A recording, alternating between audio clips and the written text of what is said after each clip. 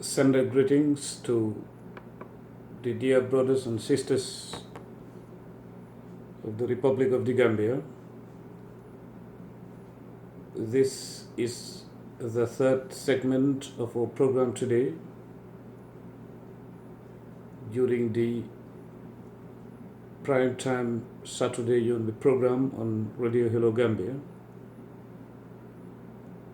This third part is going to be presented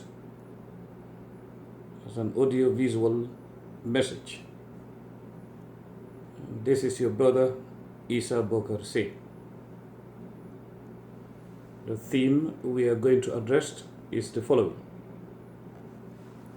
the Gambian opposition with new flares.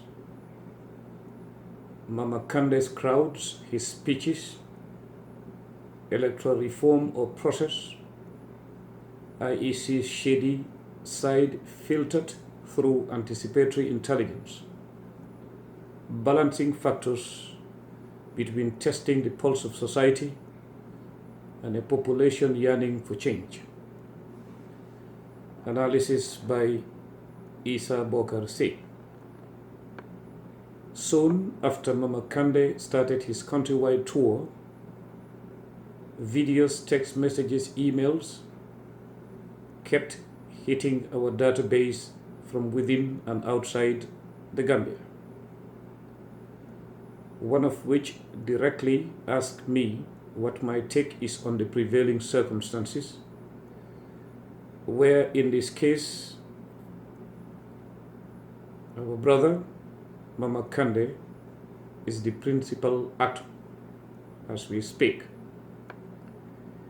Indeed, my position of not being part of any political group, civil society movement, or political party for that matter remains the same.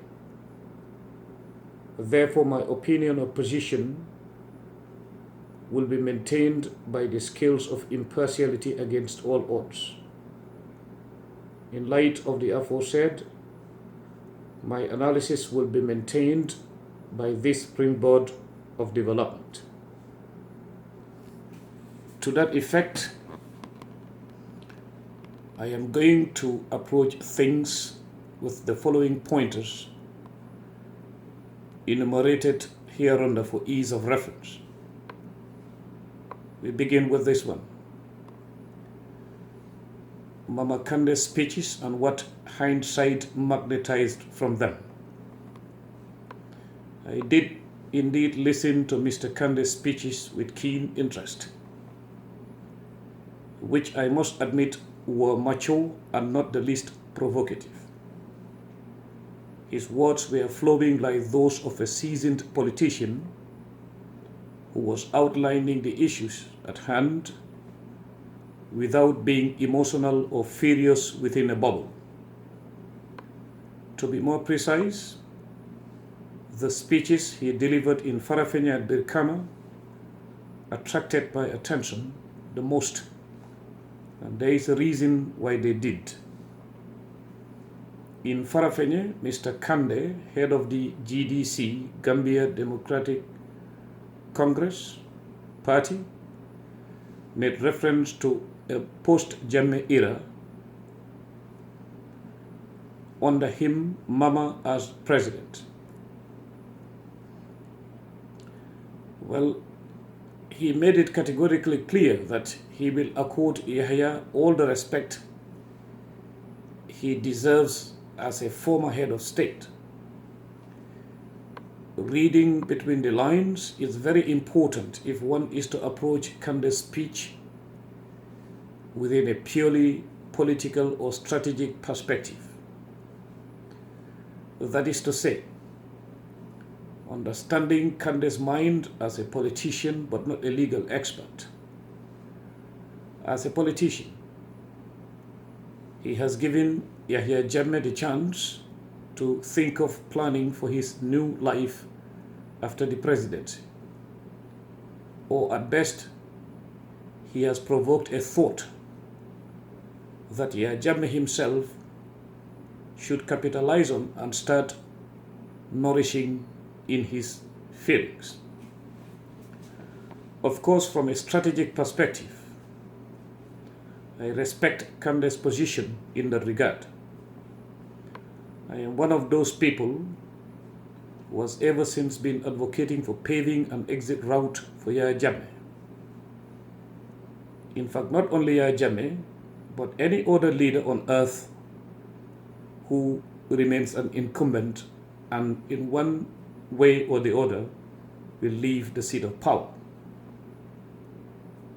In today's world, where turmoil supersedes stability, I believe paving exit routes for regimes and leaders of those regimes should also be part of a universal political culture.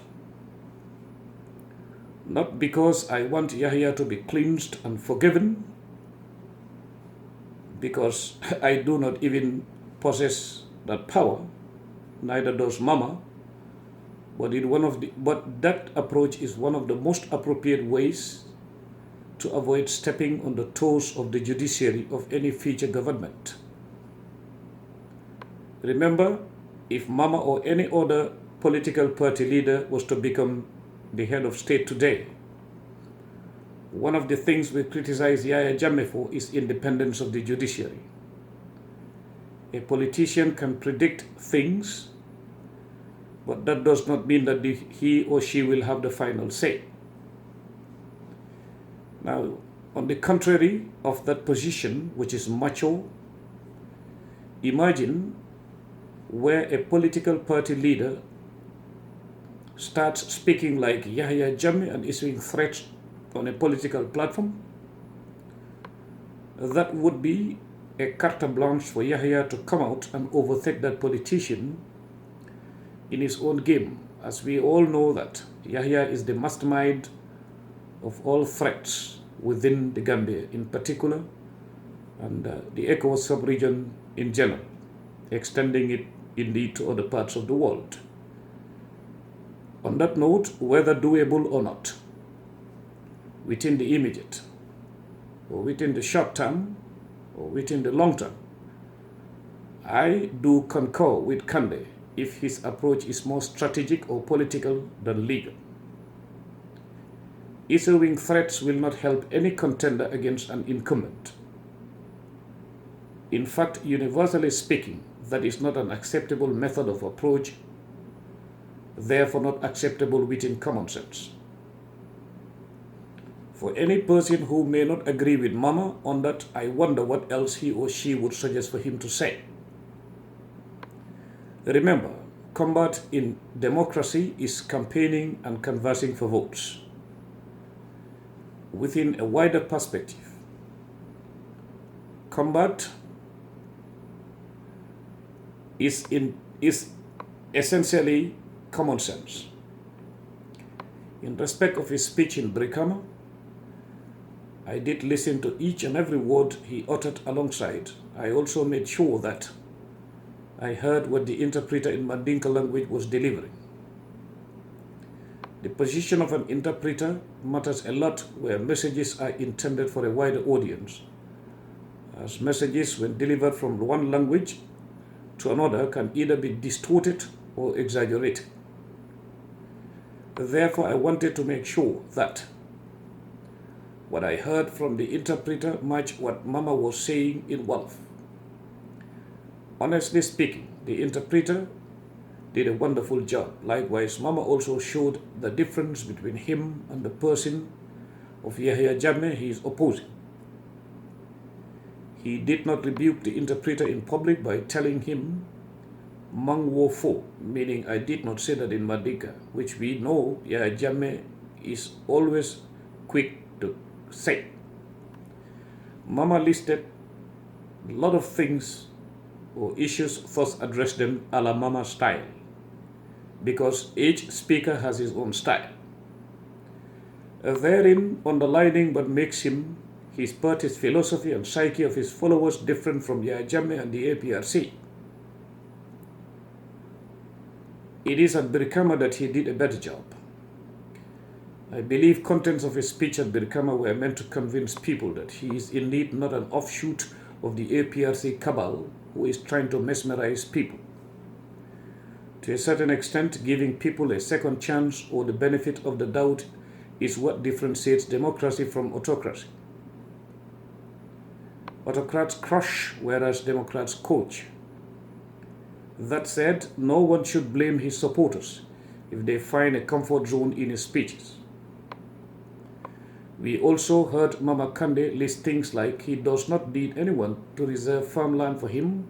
Of course, that is if or when he becomes a president through the ballot box.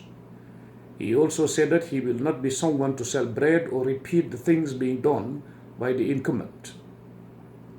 He equally asked Yahya Jammeh, we quote his exact words here, to accept victory or to accept defeat.